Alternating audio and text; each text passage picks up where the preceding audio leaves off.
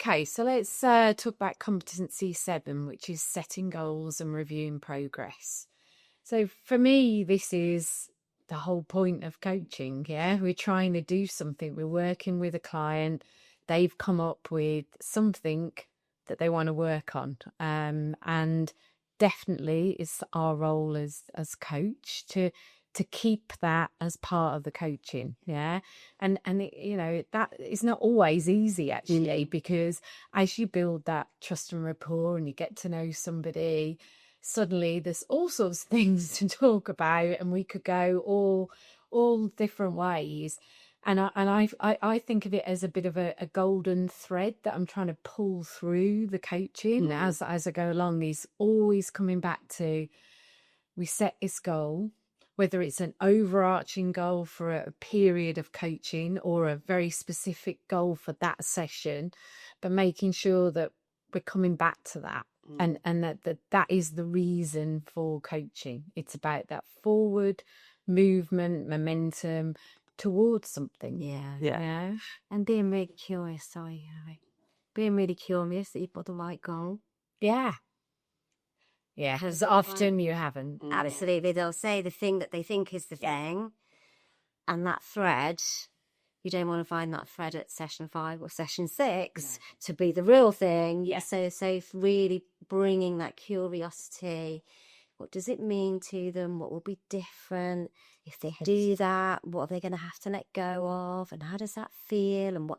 So really getting them into that space before you build the goal of, are we working on the right thing?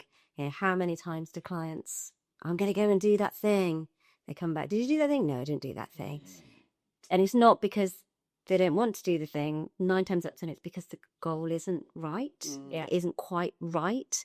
So that ability to, again, listening, here it is, listen to that language. Do they want to? Do they feel they should? They have to. Yeah. Maybe a bit of scaling. Yeah, 10. How sure are you that that's going to be your first? You're so right about the clarity, and it is hard to cope. Sometimes, particularly if someone's worked with a coach maybe a few times, they understand the process, and maybe they're more equipped to come and say, right, I've got this thing, and I'm clear on what I want to do. But for most people, they're not. And I think that ability as a coach to allow someone to articulate in their own words what that means. So often people come, I don't know about you, but they want to improve confidence, and I find that such a elusive thing. It's like, what does that mean?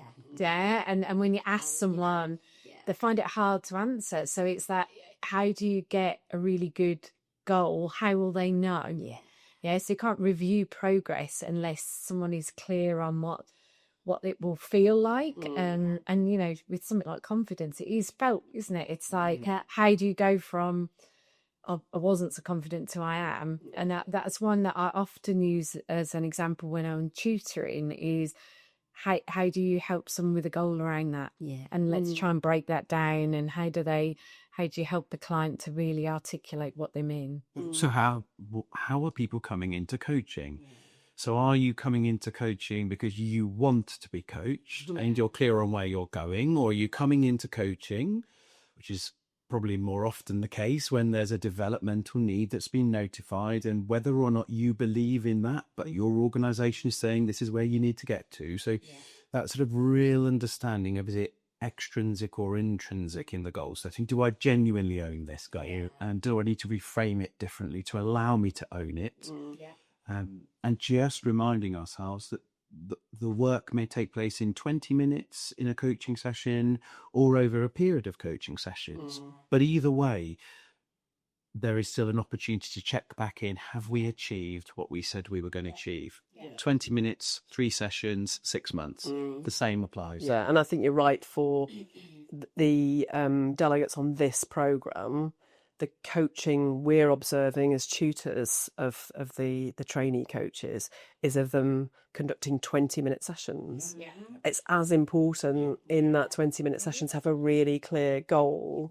And, if you don't set a goal, I mean, I've done it before when I first started coaching, and you sort of talk to the client, how are you? And they're like, what?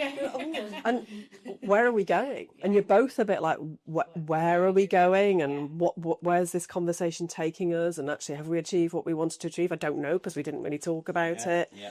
So in that 20-minute session, what do you want to have at the end of this 20 minutes? Exactly. And being really specific about it is so important, because it gives you a focus, and it means that we've got 5 minutes left, you can go back to that original objective, and it's really helpful for you as a coach, and obviously for the client as well. I'm always amazed at what people can coach on in 20 years. So in CWC, I think when people first come to CWC, they're like, oh, but it's not enough time, you can't get into things. And then as they become more confident as well, they're like, wow, actually, if you're really, follow the competencies and you're really focused, that isn't, it's a proper coaching session. Yeah. And then that's another, I suppose, benefit that people, they are getting some coaching, getting some quality coaching while they're on the program. Yeah. There's something for me around about the accountability of these goals, because I guess as external coaches,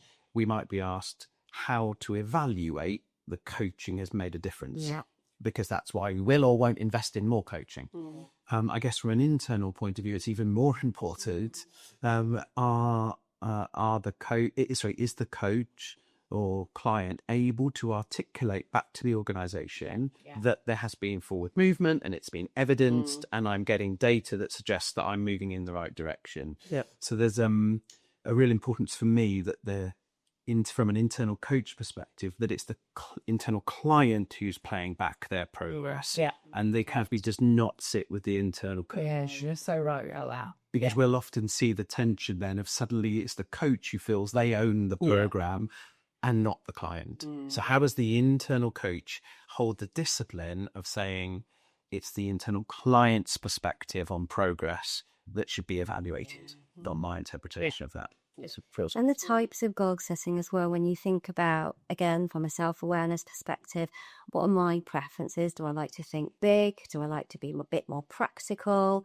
How is that going to lead your questions as a coach? Yeah, and if your client likes to be very practical, how can you take them to that land of rainbows and unicorns, even if it isn't your place of comfort? So that comes again from that place of, what am I bringing into this? What do I need to leave behind? So am I hearing the right goal? Is it meaningful? How do we measure it? How do they own it? Because it's theirs to own. Yeah. And how do I make sure as a coach that I've helped them to really explore every option, every opportunity? And that 20-minute thing, I've only got 5 minutes left. Okay, let's go with that one. Yes, that sounds like a good idea, right? Rather than let's pause. We can come back to this when we next come together, because you being able to process and reflect on where we've got to might add some more to it. So that whole just holding it all really lightly but tightly, bias between the two, that enables them to go, I don't have to be quick in my thinking. My first idea isn't my best idea. And I think that internal versus external thing, the internal coach might be, I've got another meeting in 5 minutes, let's just wrap this up. That sounds good. Yes, do that. Yeah. And so knowing yourself, knowing your hurry up drivers, knowing that you're an internal coach who might have a full-time role as HR, but in that moment, you're that person's coach. Yeah.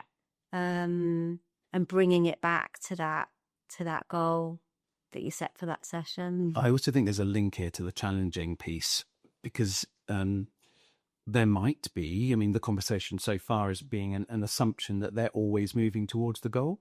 And let's be honest, that's not reality. No. Life happens and things get in the way, and maybe that goal moves or changes and we need to recontract, or maybe they don't want that goal. Or maybe the organization changes and their values change and that goal becomes irrelevant. So I guess there's an importance in just acknowledging that actually maybe the client doesn't achieve the goal. And what are you going to do in that context? Absolutely. What's the role of the coach when the client isn't achieving? Is coaching still the right dimension? So for me, I'm really clear. I have a 3-nod rule in my head, which is, am I seeing progress? No, it's okay for number 1. No, it's okay for number 2, ? And if I get to see no progress after the third session, I would then be calling out, is coaching right for you right now? And even if you're saying yes, I might be observing that I don't think it is. And between the two of us, we need to come to an agreement around progress. It can't be something that does this, and then at the end, there's no progress to show. So you have permission to do that. Yeah, and I think that's so true, because otherwise you can flip a bit into being that sort of parent role of, I'm not doing this right as the coach, they're not making progress, maybe I should follow up more, maybe I should do that. And actually, like you say, it sits with the client. They have to decide what it is they want to work on, what they are committing to.